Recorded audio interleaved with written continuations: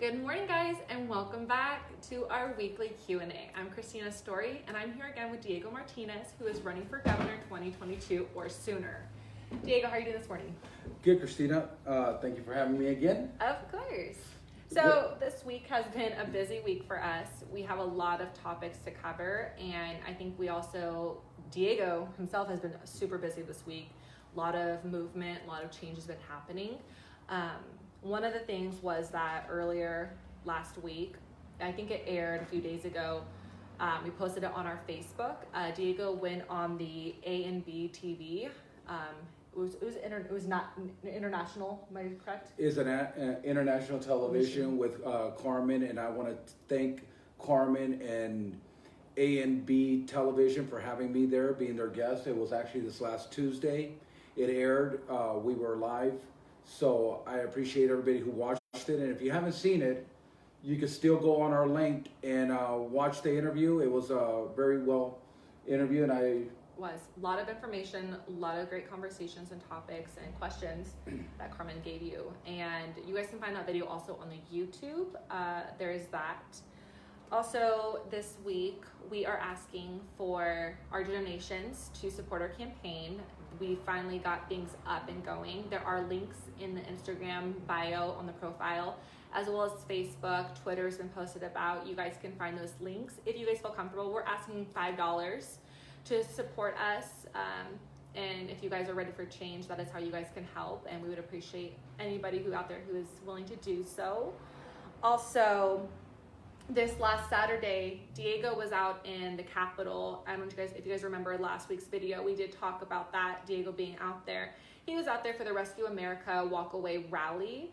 How was it out there? The videos are on the Facebook as well. Well, we had a great time. A lot of people showed up. Thanks to the Walkaway campaign that was hosting the event. We had about 300 people there. Very good turnout. We had a great turnout. I was blessed that I was able to talk. Also, my speech that I gave is also available on our website and our Facebook. So if anybody wants to see it and see what happened, more than welcome to. Again, I want to thank everybody who went out there and supported us and showed up. Yeah, I think it was really good. I remember I was unfortunately wasn't able to make it out there, but I saw the video and there was a lot of people out there, and your speech was amazing. It's like I said, it's a different environment from videos and live than just see it in person. So if you guys can try to make it out to those when we let you guys know, you guys should definitely do that. I know there is, I believe, one coming up for Bish. She has one next Thursday or tomorrow. Actually, she has her open house tomorrow, Friday, in Roseville, and that is from 6:30 p.m. to 8:30 p.m. So if you guys are out in the Roseville area, she's running for Congress. Go ahead and go out there to her open house in Roseville. More details with that. All the information on that will be on her Facebook page or her website. Chris, she's almost at the end of her campaign, so it's time for everybody to be able to go out there and support her. And if anything right now, because we're so close to the November elections, everybody should get an opportunity to go out there and see the candidates face to face and be able to meet them and be able to have a one-on-one conversation with them so that you have a better understanding who you're voting for this next section. Yeah. Also next August 22nd, we have a meet and greet. This is out there in Lakeport. Is that correct, Diego? Diego and two special other guests will be out there. More details are going to be coming as the date approaches, but we want you guys to get that date saved if you guys are out near the Lakeport area. Again, that's August 22nd.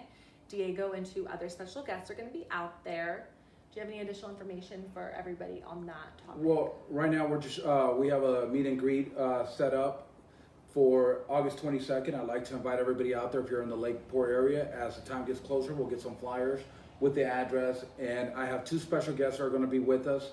Again, this is another opportunity for everybody in that area to meet some of the people that are running in those races in that area. So come on out, come have coffee and pastries with us. It's on the house. You guys just come on out and meet and greet us and get to know all of us that are going to be out there. This also gives you guys a chance to get to know Diego and the other candidates and special speakers out there and ask any questions that you guys have, or just to, like Diego said, come out there and meet them, get familiar, personalize yourself with them as well.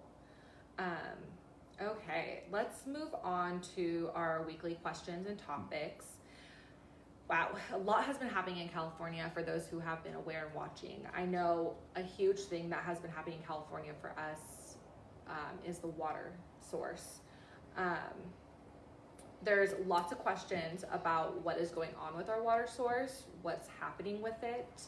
I don't know if you remember, do you remember Donald Trump signing off on a sign that he signed a petition or the agreement for the water source, and then Gavin Newsom, I believe, stopped it.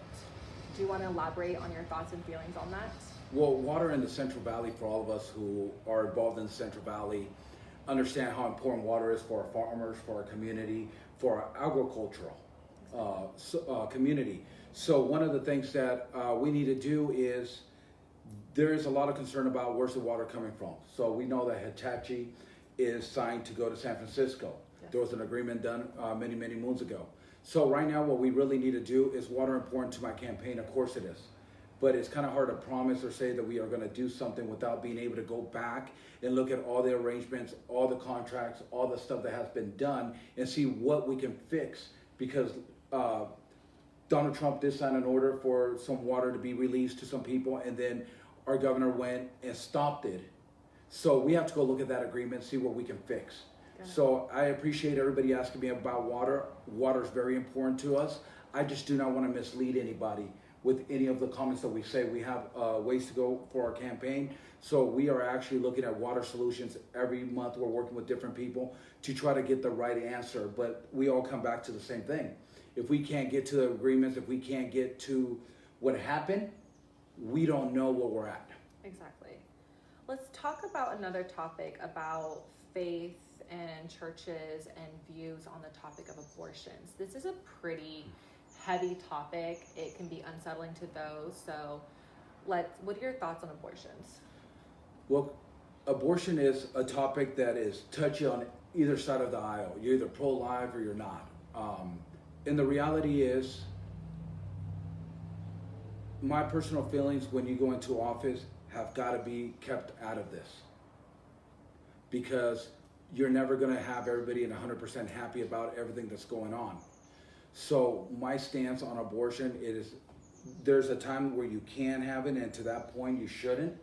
And that be a medical doctor stating what points that was, and that's been done over the years here in the state of California. I also believe that it's the woman's choice. It's her body. The government should not interfere with a person's body. Now, should there be other stuff that happens? We can look into all that, but where I stand with that right now is the woman's choice of where they want to be with that situation, and knowing that there is a certain time where that wouldn't be allowed, where it just medically wouldn't be safe, or it'd be too far along to be able to do that. Now, you talked about churches a little bit. I think we need to open up our churches. I think people have the freedom of religion and the right to religion and the right to worship. If we can go to Walmart, if we can go to Lowe's, if we could go to the grocery store, wear a mask, why can we not go to church? Why can we not have the freedom of our religion? Mm-hmm. So our constitutional rights are getting taken away from us. The reason that people came to this country, migrated in here, was for freedom of religion, freedom of speech, and slowly that is getting taken away from them. Yeah. That has got to stop. You got to make it fair in all around. You got to balance it. You can't allow certain places to be open and certain places not to be open. And I think this also touched bases on the next thing on views on schools. We touched a little bit on this last week, and we discussed, our personal feelings towards this. But now it's come down to, and especially I know there's been talk in our county here at Tuolumne about private schools and public schools. And this is where, kind of the same, your topic of grocery stores, Walmart versus churches not being allowed to go do those things safely and properly. But they're shutting down public schools. But now there's private schools being allowed to be open and continue running because they're privately funded. What are your thoughts on this? I had an interview on Saturday at the Capitol, and somebody asked me the same question. And our governor, his kids go to private school. They're going to be enrolled in school. If you have a kid in public school, they are not going to school. So COVID-19 must be really, really smart. COVID-19, sorry, must be really, really smart because they know that, hey, this is a public school, so please don't come in. It's a church, you can't go there. If it's a church, please go there because people are saying God, and they're hoping that God will help us through this and our faith will carry us through this, right? But how can you tell me that a private school is better off than a public school when it comes to our kids' safety? So it's not right, it's not fair, and everybody out there right now, start writing the county council, start demanding that your churches are open, and start demanding that the schools open up, because there is a safe environment towards that school opening in a church. So I'm going to say that one more time. There's a safe environment. They say the kids have the better immune systems and they're not attracting the disease. Let's back that up. If you are a parent and you feel your child should not go to school, let them stay at home. So maybe they do something where kids go to class, but the teachers are also on the computer, so the kids that their parents don't feel safe with sending them to school could be at home learning at the same time. Now, I'm going to take a little bit from Chris Bish. We were having this discussion on Saturday, and she said, what about this? You want to close the schools down. The government or the state is paying the schools to stay open. Yeah. Right? So what if the schools gave each parent a $500 stipend for the kid to stay at home, because now they can't go to daycare, they can't go to work. So we're paying for the parents to still stay at home and teach their kids. Now, why not go to the school boards and say, hey, we understand, but you're getting money from the government or from the state to educate our kids. Well, we can't, and you're going to have my kids staying at home. So if I'm going to do that, how about each student gets a $500 stipend for being at home and being homeschooled? How long do you think the schools will take before they reopen? Pretty quickly. Right? So is it political? Is it medical? Whichever way, if you want your kids to go back to school and you want the schools to open up, you need to voice your opinion. We need to get together. We need to go to county council. We need to get the school board in this, and we need to have the medical backings to show what we need. Also, write letters. I know I've seen a lot of different parents around our community who have been voicing their opinions and concerns through writing letters. And you get a lot of those letters coming in. You're going to start paying attention to those, as well as showing up, like Diego said, to your city council and voicing your opinion, being present in those. Also back it up with your letters if you guys aren't able to make those appearances in person. That way, you're getting your message out there. You're making sure your voice is heard. I know there are a lot of support groups on the internet. I know Facebook for one of them, where parents are trying to come together and support each other during these tough times with kids and schools, and trying to figure out how one person is either gonna have to take their careers, have to take a backseat because they have to be home with kids, or they have to come out of pocket for daycare, and some families don't qualify for the child care help, and or they just can't. Or daycares, I know in our county we have a shortage on daycares. There's waiting list upon waiting list upon waiting list, and they're pricey, So I feel like you're right, the stipend will help get that voice out there too. Let's get it clear. Yeah. I like the stipend idea, but it wasn't my idea. No. I have to actually give Chris Bish the credit for what she says and what she stands for. Yeah. Because I just stole it from her. I'm borrowing it, Chris, so you get it back after this video. But it is a great idea, and it's phenomenal, and just even little ideas like that to get presented to council would make them start thinking of different things on either how to get the schools open or how to help those families. Sure. I know if you guys, and this is something else I know most schools are doing too, that if you guys need, I know to keep some of their employees employed, they're actually making lunches. And they're handing those out to families. If you just call or drive up, they just hand you some food as well. So they're trying in different ways, but Christina, all that helps, but the reality is we need to open up California. I agree. We need the people to go back to work and go back to what we call a normal day of life. Yeah. And that's the same thing. You heard me say this over and over again, and I stand firmly. Get your mail-in ballot, read it, drop it off at a certified box, ballot place. Do not mail it in. Take the 3-minute drive. Take the 5-minute drive. Drop it off at a voting place where it got there, and then you track it. then you make sure that your vote is counted. This year, where we are right now, is the most crucial place this country and state have ever been at. Yeah. We are in the brinks of going to be socialism state or a capitalism state. And the people who are viewing us today, the people who follow us, they are the decision makers. Because that is how important this is, and that's why they're doing the mail-in ballots. That's why I don't understand how I can go stand in line to check out at the grocery store and stay 6 feet apart, but a voting ballot place can now allow me to do the same thing. And if you've ever been to a voting place, they're actually spread apart as it is. So again, the rules are flexible to the people that they benefit. So instead of doing that, if they make us do the mail-in ballots, take them home and drop them off. Do not mail them. Okay. Let's talk our next topic about homeless. And you've heard Diego and I talk about this topic quite a few times. But we do have a huge homeless issue in California. And we've talked about, you know, your views on what you would do differently on how opening up military bases or old hospitals to give those people the rehabilitation that they need to get better and get on their feet and stable. Along with that, we haven't really talked too much, but I want to touch base. What about veterans as well? Because most of our veterans, you know, they are homeless. They make up a lot of the population of homeless. What could you say that you could do differently for them, or altogether, I guess?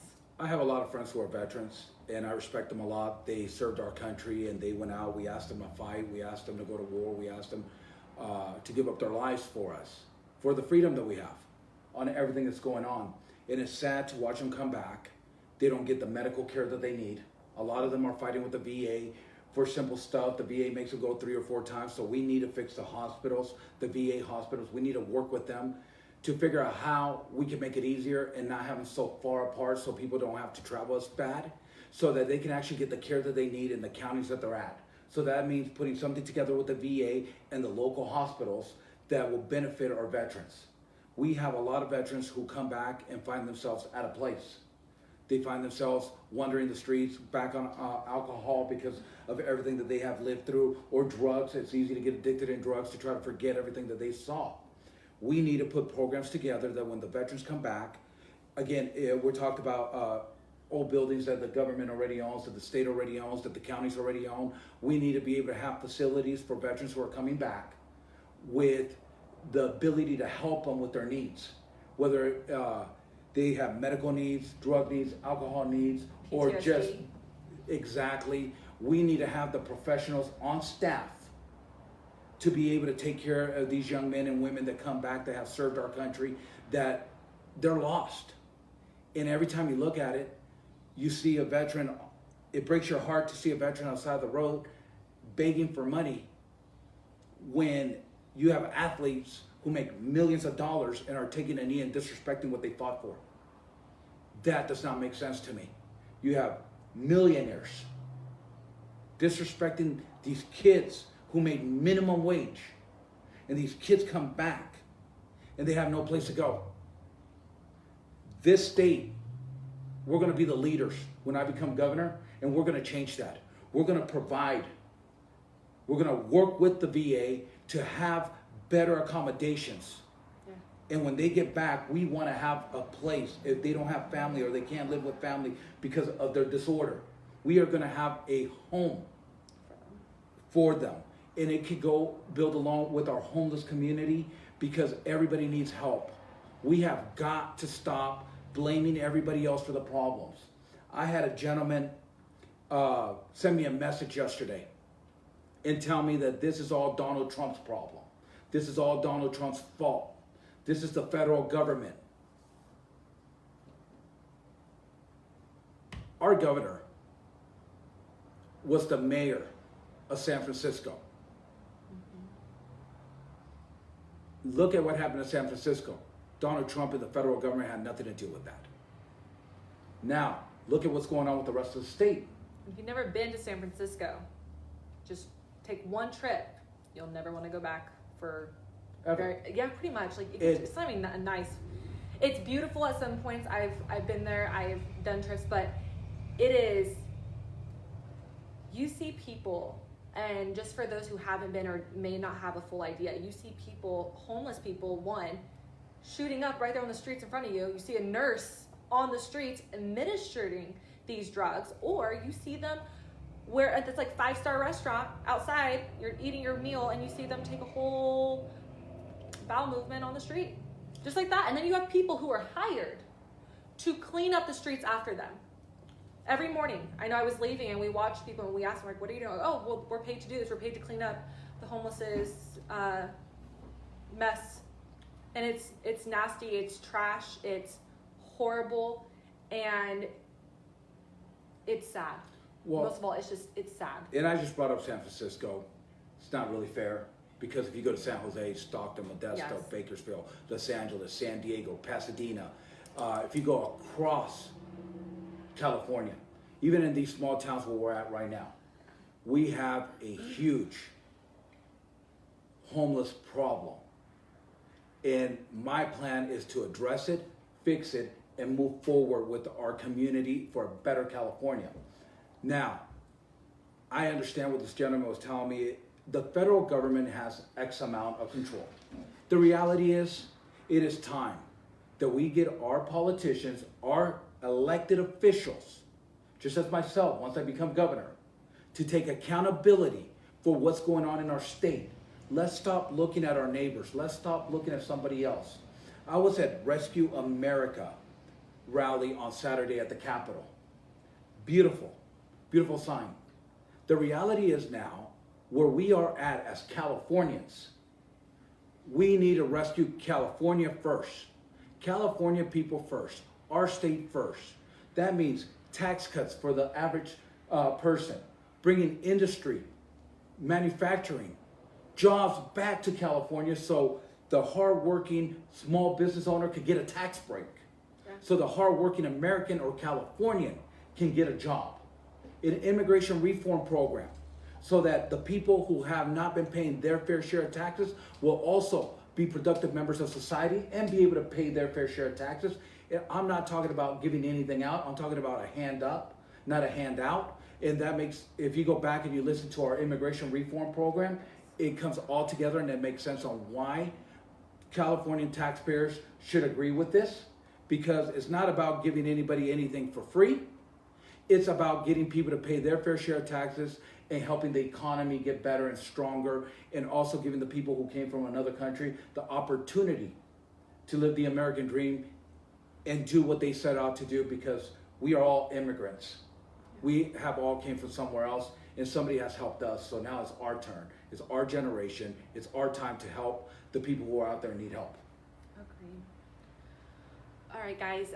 Diego, you were this weekend also at a barbecue after the Rescue America rally. How was that? You know what? Thank you to the Patriots that had the barbecue that I was able to go and attend. Again, I attended it with Marcos Gutierrez, another good Patriot. Also, proud to be an American. Sorry, taco politics. So Marcos, I had to give you that shout out. You know, Marcos is a great guy. He does Latinos for Trump, and he's been an activist in the Patriot world. And the Martinez family, Linda Martinez, had us over there at their place. And thank you very much for inviting me and having me over. You also went to a meet and greet as well on Monday night. Yes, we were out in Kingsburg Monday night with Tina and Dwight. And thank you guys for opening up your home to me and allowing me to speak to your friends. We'll be back out towards Fresno and the Kingsburg area here within the next few weeks. They have a lot of great programs that they're involved in, and one of them is feeding the homeless. And they asked me if I would go with them on the 29th, August 29th. So I'm going to be out in Fresno August 29th with them, helping them feed the homeless. So if you guys are on that area and would like to come help out and join, please do. Stay tuned for more of those dates and everything. And if you guys can make it out there and help, please do. Don't forget, guys, to like and share and follow on all our social media platforms. If you've missed any videos, you guys can always go back on our YouTube or Facebook page and watch those videos. Thank you guys for joining with us today, and stay tuned for any new weekly updates and events that we have planned, and we'll see you guys next Thursday. The one final thought, guys, I appreciate everybody's support. I appreciate everybody sharing and liking our videos. After the video, underneath there's going to be a donation button. I ask for as little as $5 a week if you can do that and help us and support us. We have a long journey ahead of us. The campaign is growing, so we do need that financial help right now. So please, if you can spare it, put it out there. We know times are tough, but I am fighting the fight for all of us here in California for a better future. And I hope I see you guys next week. And thank you for joining us again.